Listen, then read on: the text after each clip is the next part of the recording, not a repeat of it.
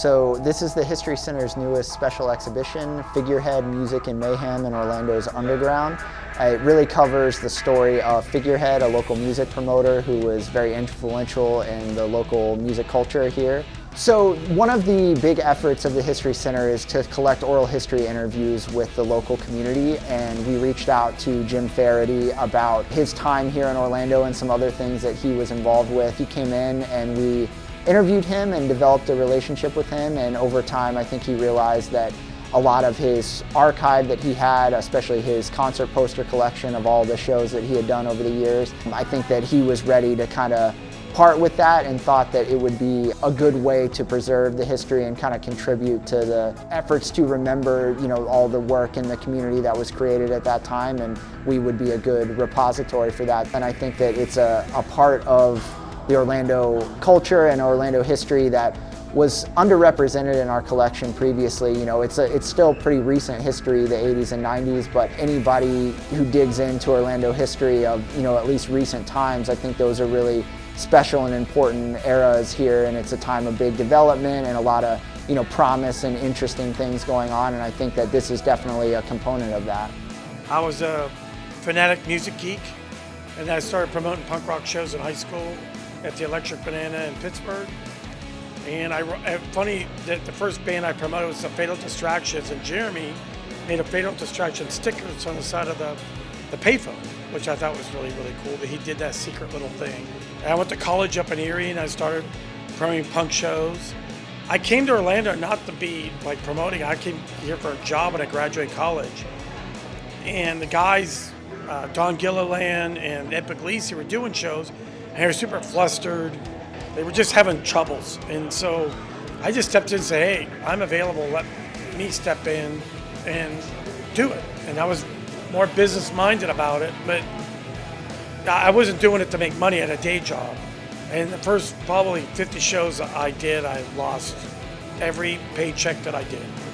Figurehead's owner and founder, Jim Faraday, was originally from Pittsburgh, where there was a more established kind of musical community and more opportunity for bands to make that part of their tour stop in a more convenient way. So I think his sort of MO and the Figurehead sort of way of doing things was to help attract those artists and make it worth their while to come down here, and I think that really fed on itself for the local musicians because it gave them opportunities to play shows with these people and inspired another generation of bands to sort of form. And then as that grew, Orlando's reputation for being a music community grew and made it even more enticing for those other bands to make it a stop. So I think that really helped raise the stakes for at least the alternative and independent music here locally. It is beyond I walked through here yesterday and I was so, it was very emotional because half the shows, it was a blur because we were going so fast, and calming down, walking around, it was, I have no idea how I did this and have a day job. I really don't.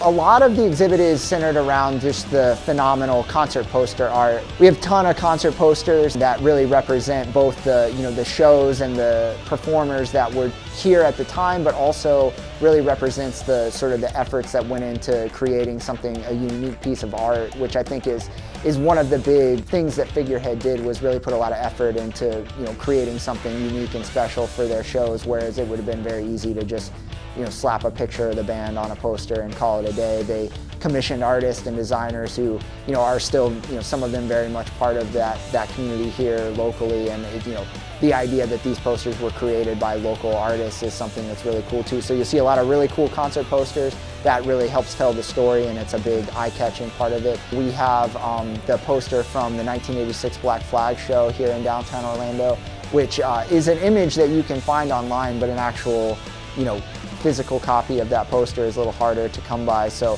that's definitely something that we were glad to get. I always wonder, how is they doing some nights I was doing 3 concerts in one night.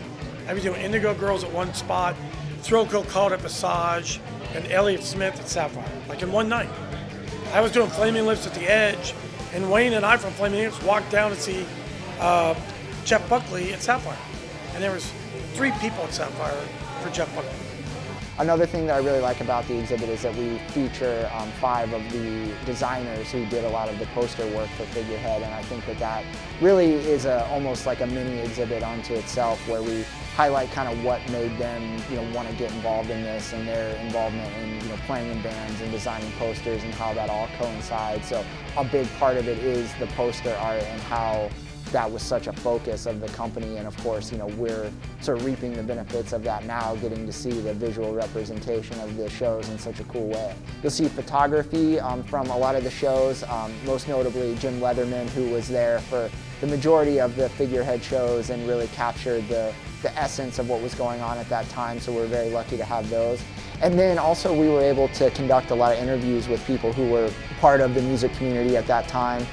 Either the designers, the facilitators, the musicians, and also several of the nationally prominent acts that made Figurehead a regular stop of their touring schedule, and their sort of perspective of what made Florida and Orlando specifically unique on their sort of run of shows. I did everything from Sunset Serenade, which was George Benson, Manhattan Transfer, Alex Chilton, Jonathan Richman. I was doing bands like 783 and Matchbox 20, but doing shows like Black Flag and Dead Kennedy. So, the punk spectrum is that's a very generic term. Music to me was music. I was just, in the 80s and 90s, just wanted to be passionate about the artists I was bringing in. It's interesting because I think a lot of what, not just Figurehead, but a lot of what was going on at that time still lingers in a lot of ways. I think you can see a lot of that influence in the clubs and the music scene now. But I think the 80s and 90s were a really just unique time in terms of the development of the independent and alternative artists. Like, I think that there was a point where a lot of the bands that were playing shows here that in clubs that held maybe 200 people all of a sudden became mega stars that are playing arenas, if not stadiums. And I think that the sort of memory of that time and realizing that they came here and did these small shows, I think that's a big part of what people remember. Culturally, I think in Orlando in the 80s and 90s, so much changed, so much developed that it kind of goes hand in hand with that. It's not just the music scene, with the opening of more attractions and the idea that this would be sort of a filming location and the Hollywood East concept, and there was just all this promise, and I think that this really ties into that in a lot of ways and is a really sort of interesting snapshot of the community at that time.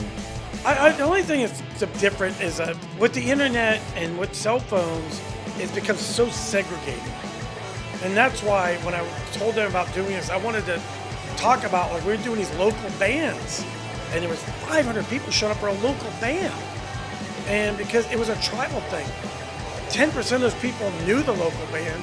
It was an alternative show.